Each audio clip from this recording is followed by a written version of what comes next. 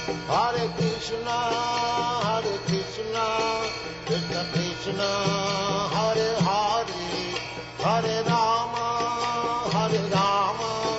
Rama Rama, Hare Hare. हरे कृष्णा।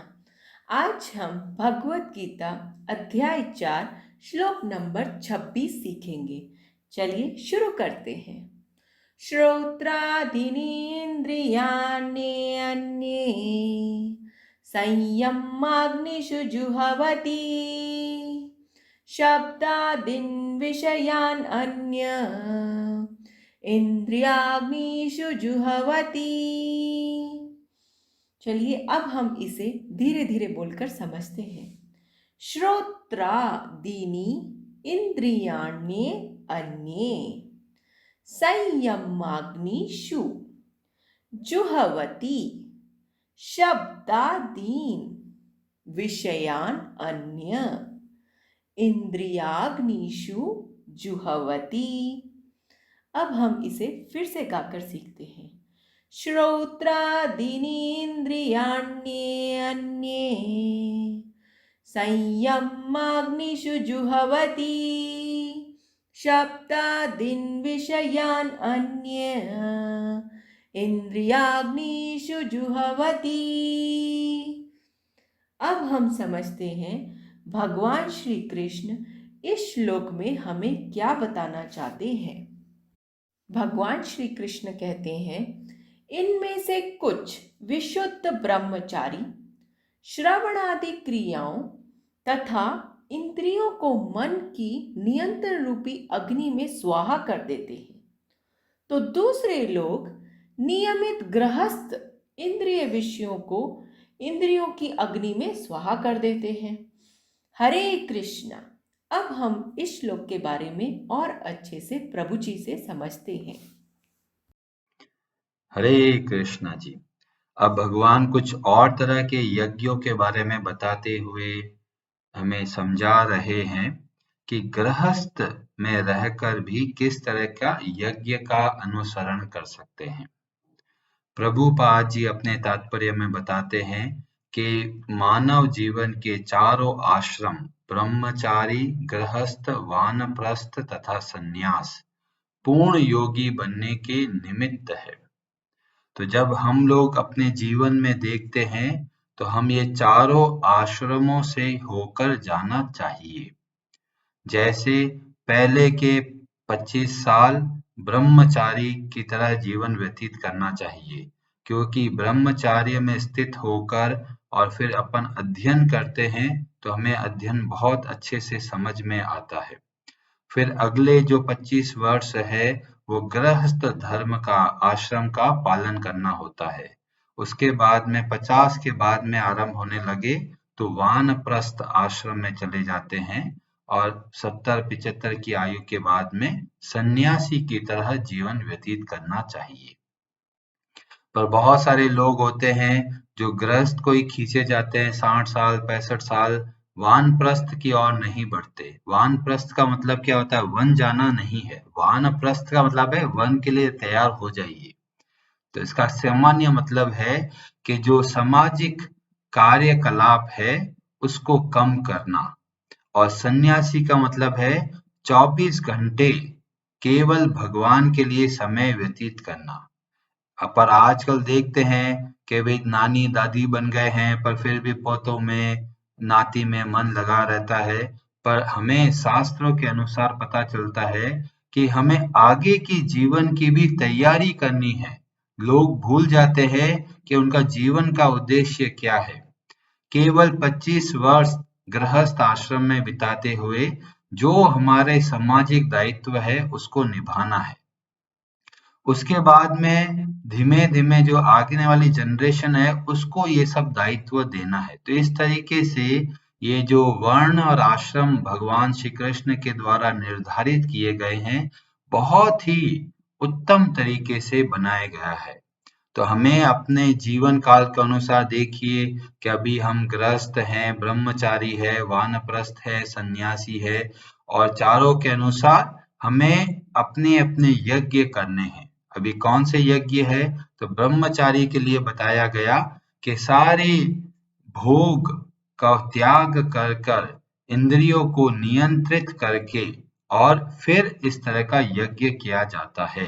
मतलब जब संयमन करते हैं, नियमन करते हैं, तब यह एक तरह का यज्ञ कहलाता है। जैसे कि सुबह जल्दी उठना, मन बोलेगा अरे बहुत ठंड है, उठ के सो जाओ रजाई, पर फिर बात आता कि नहीं, हमारा एक दायित्व है, हमें उठ के कुछ कर्तव्य कर्म करने हैं, तो मन को नियंत्रण में लाकर हम कुछ कार्य करते हैं, तो वह यज्ञ की तरह बन जाता है। तो इस तरह से जो ब्रह्मचारी का आश्रम में जो बच्चे लोग हैं, तो सुबह-सुबह जल्दी उठ के पढ़ना, भगवान के नाम का जप करके जो जो भी पढ़ाई करनी है वो करना, इस तरह से क्या है, वो अपने मन को नियंत्रित करते हैं और यह एक तरह का यज्ञ बन जाता है। जो गृहस्थ आश्रम में है, उनको सुख सुविधाएं देने की छूट है, पर ऐसा नहीं है कि बिना कुछ कंट्रोल के कुछ भी खा रहे हैं, कुछ भी कर रहे हैं, कुछ भी कभी भी सो रहे हैं। तो यहाँ पर नियमन का बहुत महत्व है। कैसे कि हमें हमें ये ध्यान रखना है क्या खाना है, कब खाना है, कैसे खाना है, सोने का और आचरण का सबके में एक नियंत्रण होना बहुत आवश्यक है। प्रभुपाद जी बताते हैं, मनुष्य जीवन ऐसा नहीं है कि जानवरों की तरह कुछ भी खा लिया जो भी सामने आया। कई लोग बोलते हैं जी हम तो सब खा लेते हैं, पर ऐसा काम फायदे में नहीं है। सबका शरीर एक तरह का डिजाइन किया गया है और उसके लिए एक तरह के भोजन का प्लान बताया गया कि भाई आपके शरीर के लिए कौन सा भोजन सर्वोत्तम है, और इसीलिए हमें शास्त्रों के आधार पे पता चलता है सबसे उत्तम है शाकाहारी भोजन। वेजिटेरियन जो डाइट होती है वो हमारे शरीर के लिए सबसे ज्यादा उपयोगी है। और हमें हो सके तो स्ट्रांगली अभी नहीं बोला गया, हो सके तो लहसुन और प्याज दूर रखना चाहिए। इस तरीके से हमें अपने खानों का नियमन करना है। तो जब हमें लगे कोई चीज अशुद्ध है, हमारे शरीर को कष्ट पहुंचा सकती है, बाद में बीमारी लेके आ सकती है, उस वक्त हमें अपने मन को नियंत्रण में रखकर उस वस्तु का त्याग करना चाहिए। अभी कहीं दिख रहा है गोलगप्पे दिख रहा है, गंदे हाथों से गोलगप्पे खिलाए जा रहा है और अरे यार शानदार है, तो हमें क्या करना है, एक क्षण विचार करके और फिर निर्धारण करना है क्या ये सही है, ये खाना हमारे लिए स्वास्थ्यवर्धक होगा या नहीं। बहुत सारे लोग जीभ के चक्कर में के कुछ भी काम कर जाते हैं, फिर बाद में बहुत दुख पाते हैं। ऐसे ही सारे इंद्रिय सुख का एक नियमन रखा है। जब इस तरह से एक डिसिप्लिन लाइफ जीते हैं तो वह यज्ञ की तरह बन जाता है। और जैसे खाने का बताया, ऐसे ही सोने के बारे में, श्रवण करने के बारे में और भोग विलास करने के बारे में बताया गया है कि थोड़ा कंट्रोल रखना बहुत आवश्यक है। पशुओं की तरह हमें ना खाना है, ना पशुओं की तरह हमें कार्य करना है। तो जब हम अपने मन को वश में करते हैं और वश में करके और फिर हम लोग कार्य करते हैं, तो हमारा कार्य यज्ञ की श्रेणी में आ जाता है। तो हम सब यज्ञ कर सकते हैं, थोड़ा थोड़ा नियमन। जैसे हम लोग कभी कभार मन बोलता है अरे बहुत दिन हो गया भगवत गीता पढ़ते पढ़ते, चलो छोड़ो आज आराम करते हैं, बहुत ठंड भी है। नहीं, उस वक्त अपने मन को समझाइए, मन को ट्रेनिंग दीजिए कि ये हमारे लिए बहुत आवश्यक ट्रेनिंग है, इसलिए हमें भगवत गीता का जो भी अध्ययन चल रहा है उसको अवश्य करना है। तो रह रह के पर मन आपसे विद्रोह करेगा, मन बोलेगा अरे पूरी दुनिया सो रही है ठंड के अंदर, तुम अकेले क्यों तड़प रहे हो। पर फिर हमें शास्त्रों के आधार पे पता चलता है, और अगर मन को वश में नहीं करते तो मन हमें बहुत तरह नचाता है। कैसे नचाता है कि जैसे घोड़ा है और लगाम अगर छोड़ दी जाए और घोड़े के पीछे जो रथ है उसमें बैठे हो, तो घोड़ा भागता रहेगा, कभी इधर भाग रहा है कभी उधर भाग रहा है, और हमें पता ही नहीं चलेगा कि हमारा उद्देश्य क्या है और हमें कहाँ जाना है। इसलिए भगवान ने दूसरे अध्याय में पहले हमें अपने स्वरूप के बारे में बताया। मन आपसे ऊपर नहीं है, मन आपका दास है। आप बोल दोगे नहीं करना है तो मन कहीं नहीं जा सकता। पर हम लोग क्या करते हैं, मन के पीछे पीछे भागते हैं और बोलते बाद में मन तो पागल है। तो शास्त्र के अनुसार हमें पता चलता है कि मन को कैसे वश में किया जाए। तो बोला अभ्यास और वैराग्य के द्वारा। जैसे बच्चा चलने लगता है, गिर जाता है, फिर चलने का प्रयत्न करता है, फिर गिर जाता है, पर वो निरंतर अभ्यास करता है तो क्या होता है, वो चलने का अच्छे तरीके से चल पाता है। ऐसे ही हम भी भगवान की भक्ति को समझना चाहते हैं, कभी करते हैं, कभी नहीं करते, पर अगर हम अभ्यास करते हैं, बार बार प्रयत्न करते हैं, तो हमें इसका महत्व पता चलता है। और जब हमें महत्व पता चलता है तो हमें लगता है इतना महत्वपूर्ण बात है और हमने इतना जीवन ऐसे ही इधर उधर चीजों में लगा दिया। तो शास्त्र अध्ययन, जिसको आगे भगवान श्री कृष्ण बोलेंगे कि ये शास्त्र का अध्ययन किया जाता है, यह भी एक तरह का यज्ञ किया जा रहा है। और ऐसे सारे यज्ञ क्या करते हैं, हमें प्रसन्नता देते हैं। सुख दुख तो जीवन का हिस्सा है जो आते और चले जाते हैं, पर प्रसन्नता हमारे मन के ऊपर आधारित है। बहुत दुख की अवस्था में भी हम प्रसन्न रह सकते हैं। और भगवत गीता का ज्ञान हमें इस बात की ओर लेके जाता है कि जीवन में सुख और दुख लहरों की तरह है जो आते ही रहेंगे, पर हमें क्या करना है, हमें सीखना है कि तैरे कैसे। तो हमें यह सीखना है कि हर परिस्थिति में प्रसन्न रहना है। ऐसा नहीं उदास होकर गिरते पड़ते भगवान के लिए प्रयत्न कर रहे हो, नहीं।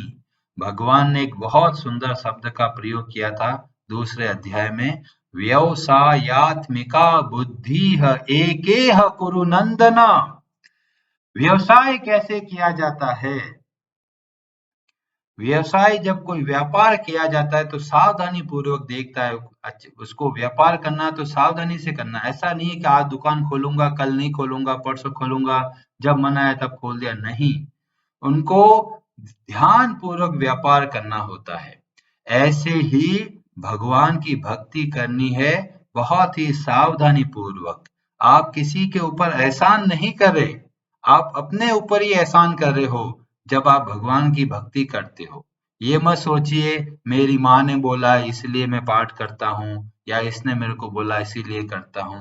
वास्तव में जिसने भी बोला है उनको कोई लाभ नहीं है, लाभ है जो स्वयं अभ्यास कर रहा है।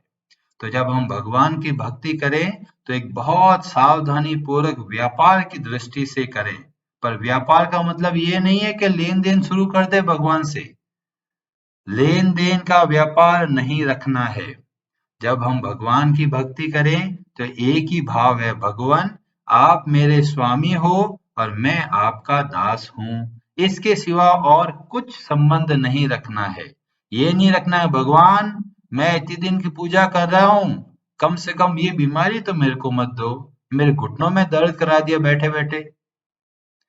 कभी भी भगवान की भक्ति और सुख और दुखों से मत जोड़िए।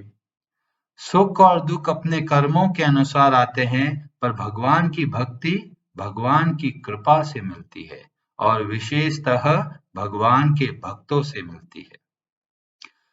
चैतन्य चरितामृत में वर्णन आता है, ब्रह्मांड भ्रमिते कोनो भाग्यवान जीव, गुरु कृष्ण प्रसादे पाई भक्ति लता बीज। भाग्यवान उसी को बोलते हैं जो भगवान की भक्ति आरंभ कर चुके हैं। क्यों? और भगवान की भक्ति कैसे मिलती है? गुरु कृष्ण प्रसादे, भगवान श्री कृष्ण और उनके भक्तों की कृपा से भक्ति का बीज मिलता है। और इसीलिए बोला धन दौलत शरीर स्वस्थ रहना ये सब सेकेंडरी है, ये वास्तव में हमारा भाग्य का उदय नहीं हुआ है। भाग्य का सही उदय होता है भाग्यवान तब बनते हैं जब हम भगवान की भक्ति आरंभ करते हैं। क्यों ये सबसे बड़ा भाग्यशाली बोलते हैं इसको? क्योंकि जब भगवान की भक्ति आरंभ करते हैं तो न जाने कितने जन्म जो हमें संसार में बांध के रखा है, उन सारे बंधनों को मुक्त करने में सक्षम बनते हैं। इसीलिए यह बताया गया कि सबसे बड़ी सेवा यह है कि किसी व्यक्ति को भगवान से जोड़ना। जब किसी व्यक्ति को भगवान से जोड़ते हैं तो वास्तव में यह सबसे बड़ी सेवा है। नहीं तो बेचारे इतने जन्म लिए हैं, इतना दुख पाए हैं, कभी लहरों के अंदर जैसे भटकते हैं वैसे। भगवान की भक्ति ऐसे होती है कि उस समुद्र के अंदर जो इधर उधर भटक रहे हैं, उनको एक रस्सी मिल गई और रस्सी के सहारे वो नाव की तरफ बढ़ने लगते हैं। तो क्या हो गया, हम जो भटक रहे हैं इस संसार में कितने ही जन्मों में, ब्रह्मांड भ्रमित है। ऐसा नहीं है कि बस भारत में भटक रहे हैं, इस भूमंडल के अलावा और भी बहुत सारे ग्रह कभी देवता बन के सुख भोग रहे हैं, अलग अलग शरीरों को प्राप्त कर कर तरह तरह का सुख भोग रहे हैं, कभी स्वर्ग में जाते हैं, कभी नरक में भटक रहे हैं, भटक ही रहे हैं, ब्रह्मांड भ्रमित 14 भुवनों में भटक रहे हैं। कोनो भाग्यवान जीव, बड़े मुश्किल से कोई भाग्यशाली होता है, उसको क्या मिलता है? गुरु कृष्ण प्रसादे पाए भक्ति लता बीज। यह बीज मिलता है, पर बहुत सारे लोग बीज मिलने के बाद में उसको फेंक देते हैं। उनको पता ही नहीं चलता इस बीज को कैसे ग्रो करना है। तो इसमें बहुत अच्छे तरीके से बताया, बीज का जो पौधे को बढ़ाना है, उससे सबसे बड़ा आवश्यक वस्तु है जल। और यहाँ पे जल का तात्पर्य है श्रवण। जब हम भगवान की भक्ति करते हैं तो हमारा जो भक्ति का बीज होता है वो आगे की ओर बढ़ता है। अतः जब हम अपने मन को नियंत्रित करके शास्त्र के अनुसार कार्य करते हैं तो वो सब यज्ञ कहलाता है। हरे कृष्णा जी, आप सबका बहुत बहुत धन्यवाद।